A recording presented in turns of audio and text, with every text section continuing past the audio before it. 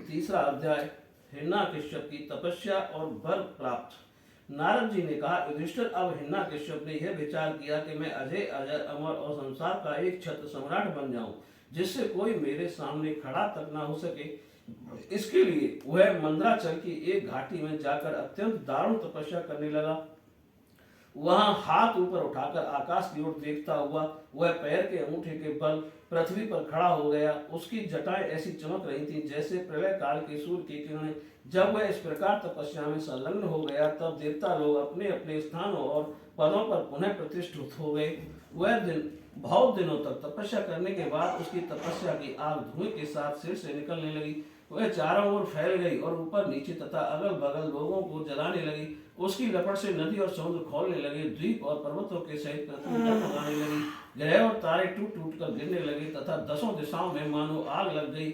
हिरण्यकश्यप की इस तपोमयी आग की लपटों से स्वर्ग के देवता भी जलने लगे। वे घबराकर स्वर्ग से ब्रह्मलोक में गए और ब्रह्मा जी से प्रार्थना करने लगे, हे देवताओं के भी आराध्य जगतपति ब्रह्मा जी, हम लोग हिरण्यकश्यप की तप की ज्वाला से जल रहे, अब हम स्वर्ग में नहीं रह सकते।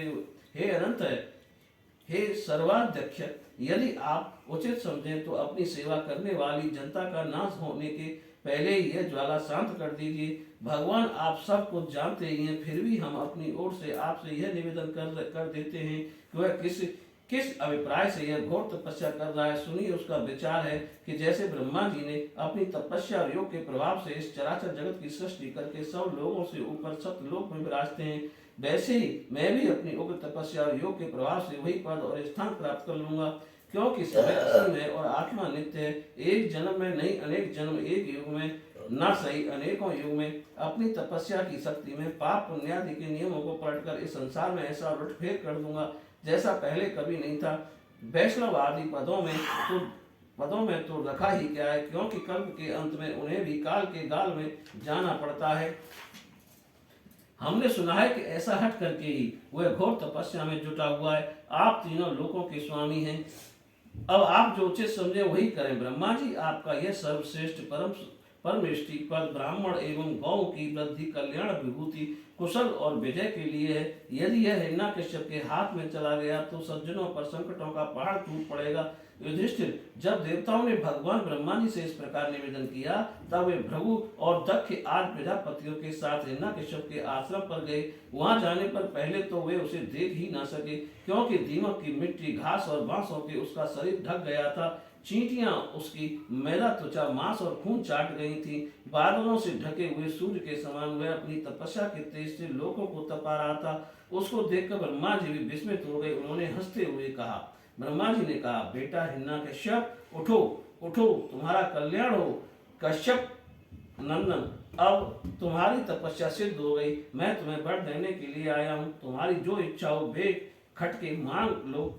मैंने तुम्हारे हृदय का अद्भुत बल देखा और डांसों ने तुम्हारी देह खा डाली, फिर भी तुम्हारे प्राण हड्डियों के सहारे टिके हुए हैं।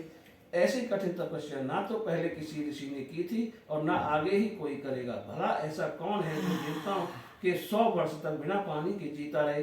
बेटा हिरण्यकश्यप, तुम्हारा ये काम बड़े बड़े धीर पुरुष भी कठिनता से कर सकते हैं। तुमने इस तपो निष्ठा से मुझे अपने बस में कर लिया है।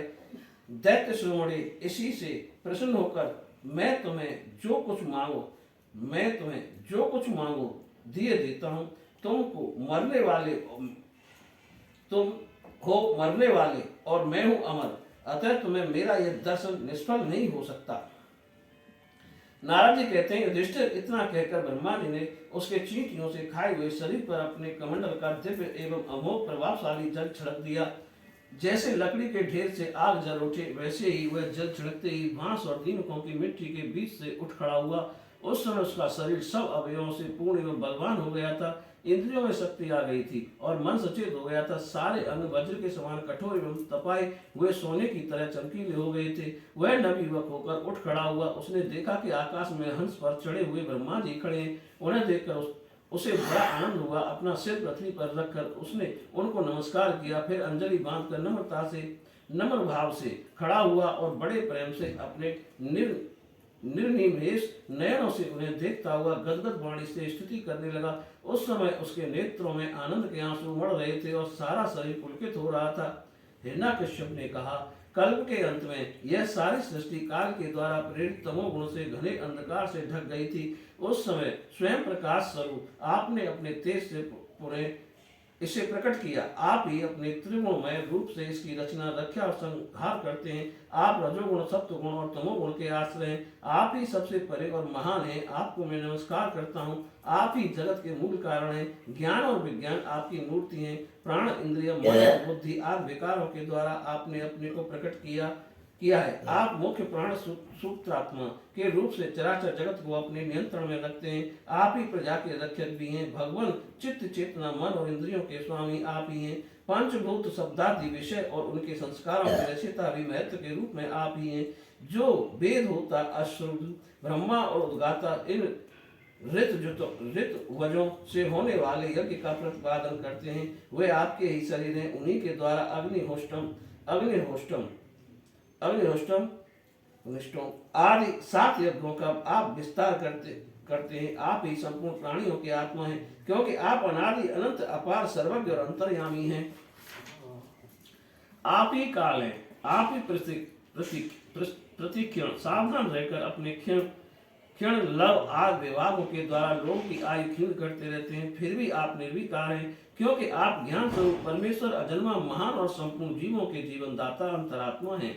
प्रभु, कार्य, कारण, चल और अचल ऐसी कोई भी वस्तु नहीं है जो आपसे भिन्न हो। समस्त विद्या और कलाएं आपके शरीर हैं। आप त्रिगुणमयी माया से अतीत स्वयं ब्रह्मा हैं।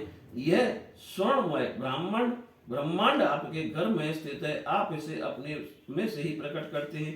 प्रभु, ये व्यक्त ब्रह्मांड आपका स्थूल शरीर है। इससे आप इंद्रिय, प्राण और मन के विषयों को उपभोग करते हैं, किंतु उस समय भी आप अपने परम ऐश्वर्यमय स्वरूप में ही स्थित रहते हैं। वस्तुतः आप पुराण पुरुष, स्थूल स्वरूप से परे ब्रह्म स्वरूप ही हैं। आप अपने अनंत और अव्यक्त स्वरूप से सारे जगत में व्याप्त हैं। चेतन और अचेतन दोनों ही आपकी शक्तियां हैं। भगवान, मैं आपको नमस्कार करता हूँ।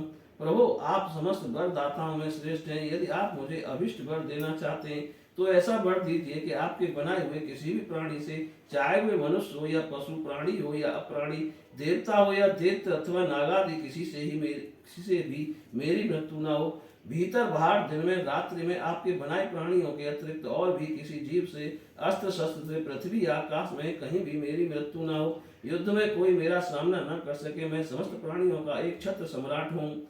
इंद्रादि समस्त लोकपालों में जैसी आपकी महिमा है, वैसी ही मेरी भी हो। तपस्वियों और योगियों को जो अक्षय ईश्वर प्राप्त है, वही मुझे भी दीजिए। बोलिए श्री कृष्ण भगवान की